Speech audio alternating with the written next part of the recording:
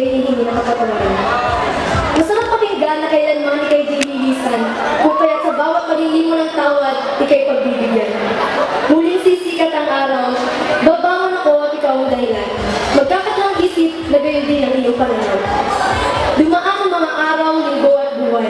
Dito'y marami na tayo pinagdaanan, salitang pinagdaanan. Tila napakabigat na kahulugan. Ang tanong, meron nga ba tayong pinagdaanan? Oo, at naririto na tayo sa piling ng isa't isa. Walang araw na hindi tayo magkausap, ngunit bakit patagal ng patagal, lalong lumalala ang ating pag-aaway. Dumating na ang araw na tinatapak na kayo. Ang araw na nagsawa ka na. Ang araw na sumuko ka na. Nadurog ang aking puso dahil sa panibagong pagsubok. Sa pagkakataong ito, ako ang nagmakaawa. Ngunit sa puso mong bato, ito'y di tumalagat at imbaliwala. Ito na ang udyat ng aking unang pagpakaina. Tumikip akong saglit at sa pagmulat ko, ikay nasa harapan ko. Agad mo akong ikinulong sa iyong mga bisig at tinanong kung nakapanamalian na ba ako. Hindi ko maipaliwanag ang nagwawalang damdamin. Para akong nasa langit, nang muli ikaw ay aking makapiling, ngunit biglang nagdilim ang paligid. Naglaho ang parangol. Sa isang iglap, nandito na ako, sa aking kama. Agad kitang hinanap, nakalimutan ko.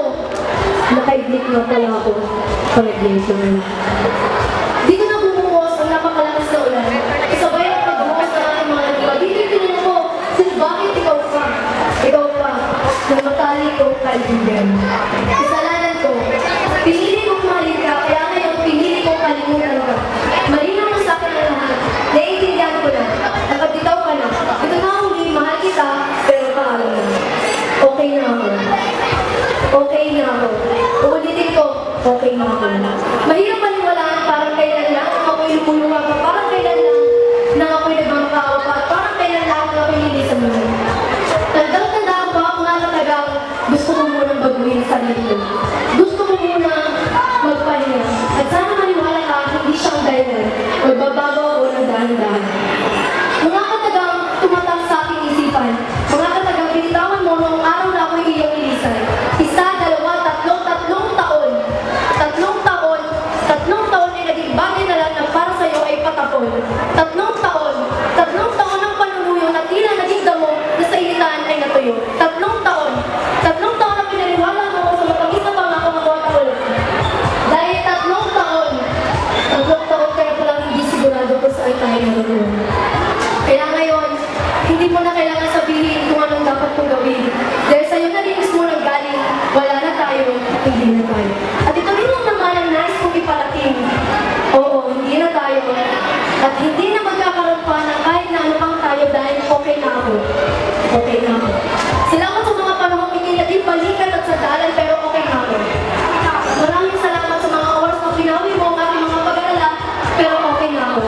Maraming salamat sa mga pagkakataong isinalbang ako mula sa lungkot pero okay na ako. At maraming salamat dahil napagtanto ko na kaya ko palang malagpasan ang isang tinutlo na minsan ay hindi ko pa nakakaharap sa aking buhay. Salamat sa lahat, pero okay na ako. Ang tulang ito ay di tungkol sa ginawang kanahan. Tungkol ito sa bukit akong meriendang ultimate chocolate chip cookie. Ang tulang ito ay di tungkol sa ganoong pagkakas. Tungkol ito sa muting di kayang tawiin ng ulan, ng balita ng sunod-sunod na utos ng inay o ng mga nakakarimbing ingay sa pamilya. Masaya ang tulang ito dahil hindi ito tungkol sa iyo. Tungkol ito sa akin at sa malamig na panahon at sa buhang liwanag at sa ultimate chocolate cookie sa Vista. Hindi ito tungkol sa iyo at sa mga katanungan ito. Tungkol ito sa malamig na panahon, hindi sa sipong meron ako, sa hangin hinihita na ata sa lakas ng init ito o sa kalawang pagitan natin dalawa. Ngunit tungkol ito sa sopas, kape, lonely temporado, at komportableng pajama. Sila ang ginhawa. So walang kasiglaang luna sa labas. Sa mga tulang ko ito, no, sa mga pagkakataon, tayo sana ang magkatabi. Minahal kita!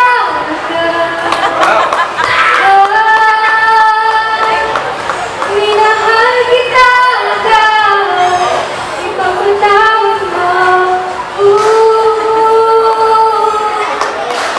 Masaya ang tulang ito dahil ang tulang ito ay tungkol sa mga buhang liwayway na ilan lamang nakakasaksi.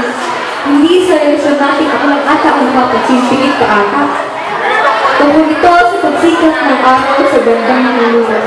At sa pagtinaok ng manok at pagpalakat ng mga nanay, gising na at tanghali na. Sa ngayon at bukas, sa mga bagong simula, sa mga naudlot na simula. Mga lumang dulot ng halakhak, sa dating hapon at sa mga umagang ako ng araw. Ang tulang ito ay tungkol sa ultimate chocolate chip cookie ng Sibisco. O ha, ultimate yun. Ultimate chocolate chip cookie. Hindi lang siya chocolate chip, ultimate talaga. Isang generic na brand na may generic na lasa. Pero palamanan mo ito ng Nutella at isaw-saw mo sa gatas, shit, ultimate. Ultimate talaga itong chocolate chip na ito. Kahit na sobrang haba ng pangalan mo, ang tulang ito ay tungkol sa'yo. Katamis na yung binibigay. At sa ultimate moment, kapag nasa bibig na ka, ang isaw-saw na sa gatas, napalaman na ang Nutella. Masaya ang tulang ito. Ang tulang ito ay tungkol sa'yo at sa akin. Sa mundo at sa langit, sa tama at mali, sa akin, sa manig na panahon, sa buhang lumayway, at sa ultimate chocolate chip cookie ng Filipinas. Sa kung anong meron ako ngayon, simple kay Diana. Okay na ako. Masarap mabuhay sa mundo, ibabaw, okay na. Thank you, sir. Pero ang pangit balik namin is kung saan maluwan na pagkain. Ang buhay ay isang ibo. Ang pagising sa umaga ay ang pagbasa ng bagong planta. At yung pagkakataon na tinitigil natin itong nakabalan dahil sa ating kailangan. Pero hindi naman yung madaling tinatapos sa bukas sa hindi mga bagay na nakakaligtaan. Ang paglakad sa mga lugar na hindi pa natatapian ang sarili nating mga talampatin ay kailangan ng ating pag-isip ng mga bago na bulat lang ang salita. Hindi na lang pag-ibig ang bawat araw na natin. Ang pagtingin at pag-isip sa maaari lang pag-ibig ang pagsulak ng mga bagong ideya ay lalatag sa mga mga libro. Ano ay wala ka ng mga tao sa pag-ibig. Pero maiba tayo tayo. Ikaw, may sariling libro, ikaw, minsan pinagdumasukan ang sarili kong libro, tayo minsan nakalimutan magsulat. Ang siya rin ang nilalang na sumubok pagbuklawin ng sakit ng kakla. Pinasaya tayo ng mga salitang hindi dapat na isulat, pinalungkot ng mga pahina hindi dapat na buklat, pinaasa ng mga netong galing at dinagyating-ayak ng mga talatang hindi na sapat ang pagkalungkot natin sa mga ng buhay ng nagsilbing pabalat. Hindi na isang po na nabalik. Ito ay pangawang mga anak. Apoy ko ng tao, ang buhay ko piniliwalaan, ang isa lamang palang patibong, buong pagkatao na ng pinaagan. Ang mga pumumusok na tayo lamang na nakakaalam, ay pinapit ng balik, pag-ibig at hanggang. Siguro pa, sinadya mo sino kung paano na lang, sa ilang plano na lamang may tayo. Wala na balik maganda. Ang buhay ay sa libro. Hindi tayo bukas, walang pagkatapos. Ang pangunan mo ito tatagin na ibuhat lamang ng sarili natin ang hari. Darating ang araw, isasinaka sa ibang mga talata habang ako nilunod mo. Ay nasusunod na lamang ng mga gagawang kaganatan. Kaya may huwag paano ang libro. Dahil hanggang doon na lamang ang talata. Mahal, ito na ang huwag paano. Ito na ang wala.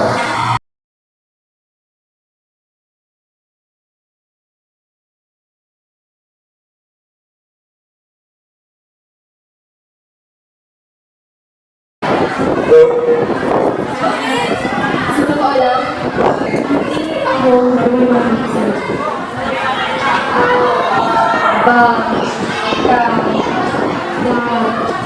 Ano na ba? Nakakainis naman. Hindi na nga ako marunong magsalita. Hindi pa ako makabasa. At inaawit ko na. Isa ako ng mga. Sige na. Tawagin mo na akong inutin. Tawagin ko mga alam mga potensya mo. Pasensya nga, dahil wala lang siya na masaya ako magkakasama ka. Mahalaga ang siguro ito. Tapos hindi ka lang umang pinagsoy. Paano lang ang lahat ng halang ng hindi mo yung pinag-ibubo. Sa bawat nag-flowing ng lubo mo, di ka lunay halitan. Pusong ihalay ko, tatansin. Pero, Kasalanan ko. Ako naman po, sige rin, nabulog agad sa kuslat ng tayanan ng mga bata. Ako po pumasok sa bawat kung pila na nagsasabing mahal. Sige lang ito sa kanila. Ako mas dapat pa kayo doon ng kibot. Dahil kasalanan ko. Kasalanan ko, nahulog ako sa iyo. Teka po. May mga talagang sa dyan gusto kayo may palamatang mga hindi ko na kailangan ipamukha pang isa kong tanga tapos na. Takot pa ako wala pa pero tapos na. Ayoko. At mahal, hindi pa rin ako marunong magsalita. Hindi na ako marunong magsalita. Dahil lang magpunong kong may bayin ng mga pagnilat. Ma'am, Dad, Hal, ay wala na akong gusto kundi sa ayos ako. Isaayos ng sarili ko upang sa takbang panahon, o kahit bukas kung kakayanan ko na, kahit ngayon kung posible pa, kahit araw-araw sa aking sintadyado ko. Babaybagin ko ng mga salita ko sa mahal sa kanya. Ikaw sa tumagawas ng bawat kakinig sa kaluluwa mo at tumatak ang mga letrang ko sa puso mong mahal kita. Pero ngayon, marunong na akong magsalita. Marunong na akong magsalita. Hindi niya napapansin na kung nagsalita ka. Dami ka nang nasabi. Ngayon, isa na lang ang sasabihin ko. Mahal, mabuti na.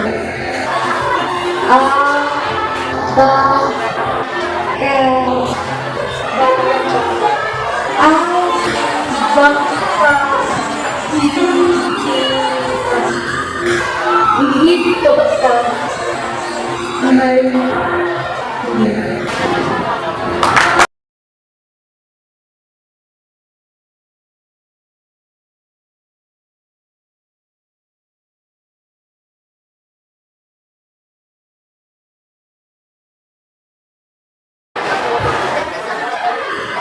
Minsan ba natulong mo kung bakit nababahal ko ang tao ko?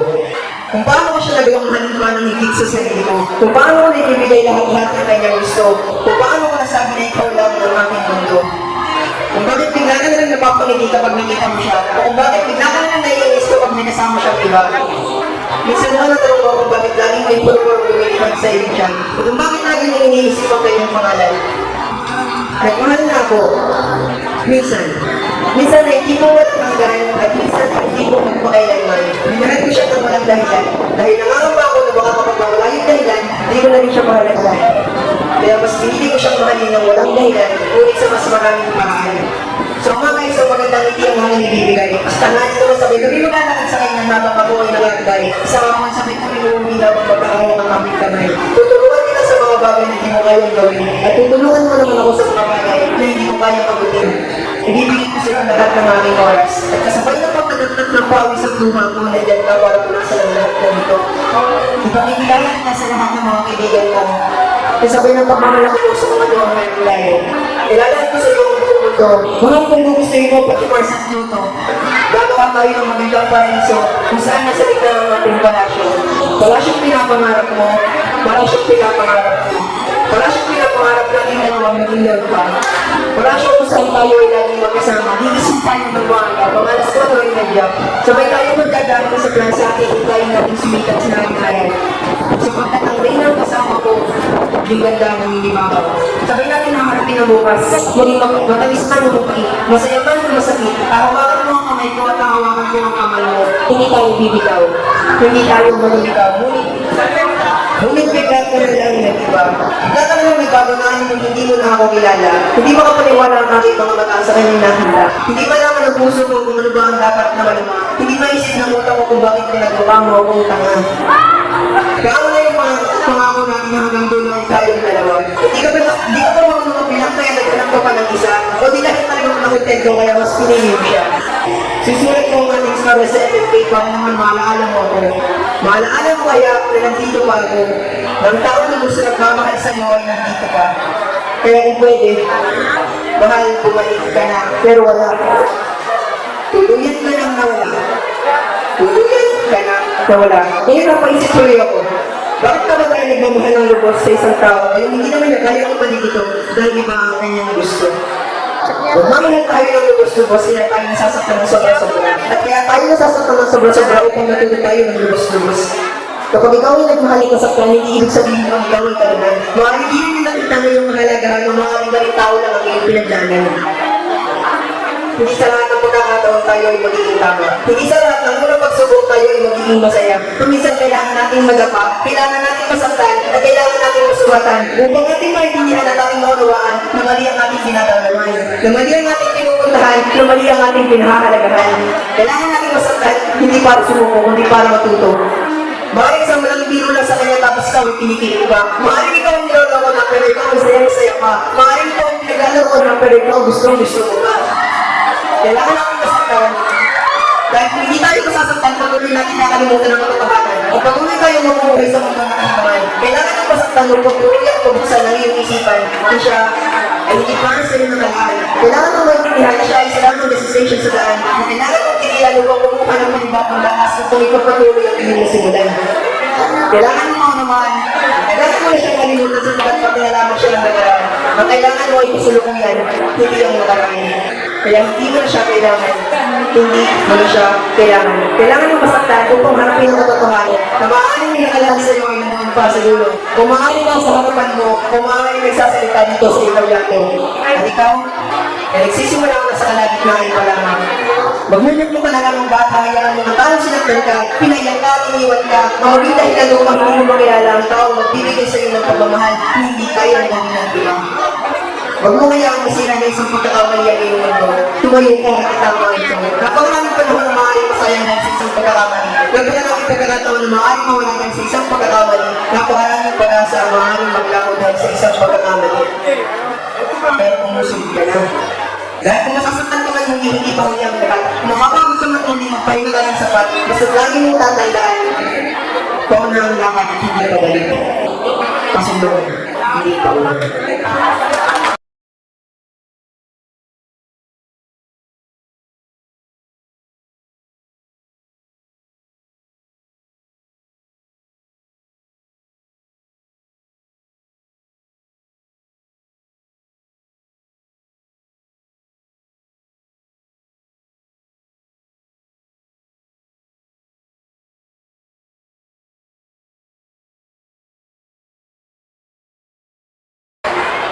Ito lang ito ay dahil ko para sa mga tao nag-aarap ng mga pamamayan.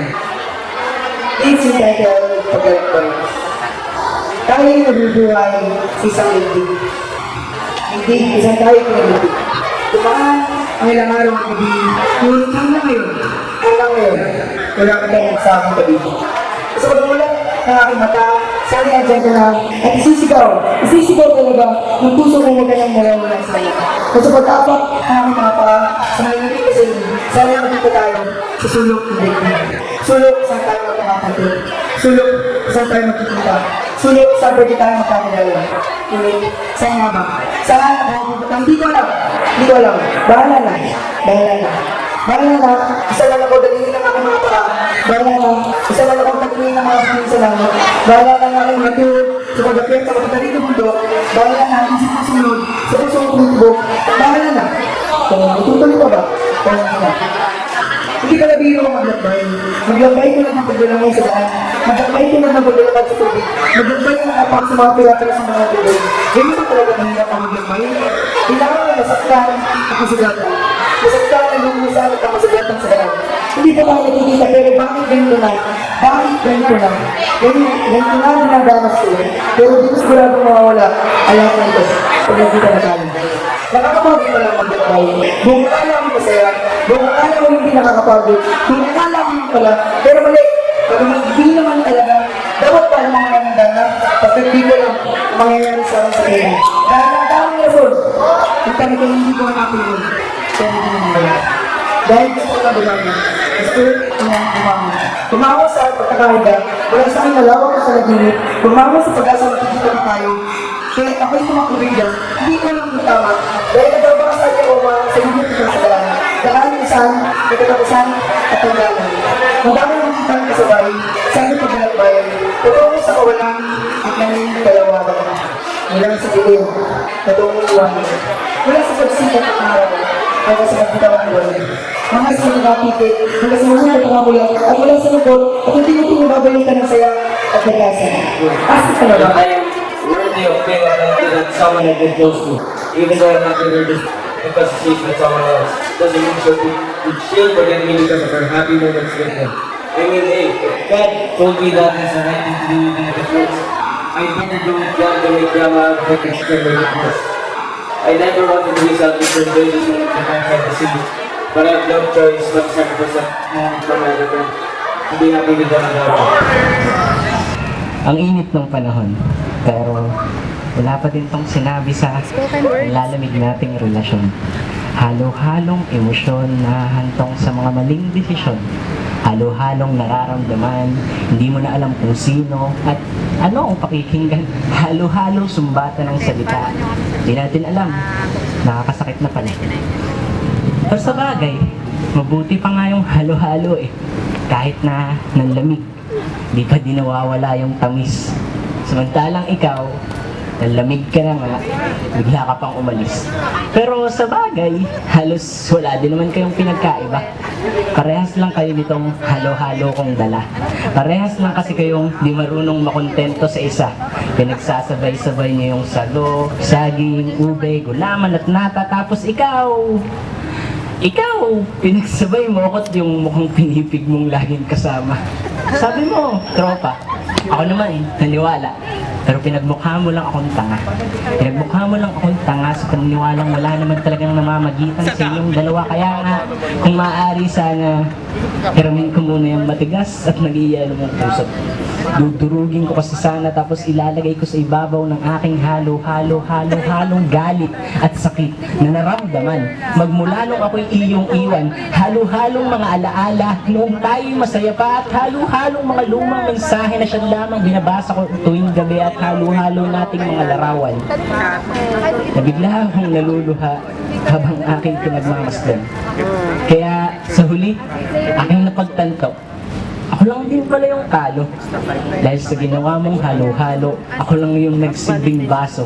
Basong sumalo sa lahat ng kalokohang ginawa mo. Basong matapos mong paglagyan ng halo-halo mong kalokohan, ay nung maubos ay tinapon mo na lamang sa basurahan at di ka pala kontento. Nilukot mo pa ako. Kaya napaniwala ako. Nais ko maniwalang may babalik pa dito. Nais ko maniwalang mayroon pa ding tayo. Nais ko maniwalang kaya nating umabot hanggang dulo. Nais kong maniwalang maaabot kita ilan libo mang kilometro. At nais kong maniwalang lahat ito'y magkakatotoo. Paniniwalang gustong gusto kong mangyari. Paniniwalang gustong gusto kong matupad. Oo, nagkamali ako. Noon yun. Nagkamali ako sapagkat hindi ko pinaglaban ang damdamin ko sa'yo. Hindi ko pinaglaban dahil pinangunahan ako ng takot. Takot na baka balang araw iwanan mo rin ako. Takot na baka tulad ng ilang kwentong nabasa ko sa ibang libro, mapabilang ang ating kwento isa sa mga pahina nito. Takot na baka pawangkat ng isip lamang ang paniniwala kung posible magtatagal nga tayo. Nagkamali nga ako. Nagkamali nga pala talaga ako. Pinanghawakan ko ang paniniwalang yon, lingid sa kaalaman nating dalawa. Dahil lahat pala'y palabas lamang. Saang malaking palabas lamang. Kumbaga sa pelikula, ikaw ang siyang bida at ako naman ang siyang kontrabida. Di ba hindi nagtutugma? Wala akong maramdaman. Wala na akong maramdaman na miski ano o kahit ano. Wala na akong maramdaman dahil naparalisa ang buo kong katawan. Dinaig pa ang isang bangkay na lumulutang sa kawalan. Dinaig pa ang isang katawan na naglilibot sa kalawakan. Kalawakang pumupunit ng unti-unti sa aking kamalayan. 3 buwan. 3 buwan lamang. 3 buwan marahil para lahat ito'y makalimutan. Gusto kong iwaglit sa isipan lahat ng alaalang kay pait. Mga alaalang hindi na dapat alalahanin pang muli. Dahil nga tayo ay nasa isang malaking palabas lamang. Nasaktan ako. Oo, nasaktan ako. Sobrang nasaktan ako. At mas masasaktan ako kung ipagpapatuloy ko pa ang kahibangang ito. Mas masasaktan ako dahil kumakapit pa rin ako sa paniniwalang ako lamang. Paniniwalang ako lamang talaga. Ako lamang naman talaga ang naniniwala sa paniniwalang yun. Mas masasaktan ako kung lahat ng nakaraan natin pilit ko pa ding lilingunin pabalik at paulit-ulit. At mas masasaktan ako at patuloy na masasaktan pa at masasaktan pa kung hindi ko patatapusin ang pahayag na ito. Hanggang dito na lang dahil pagod nang uminog ang mundo ko sa'yo. Patawad. Salamat. Dahil napaniwala ako.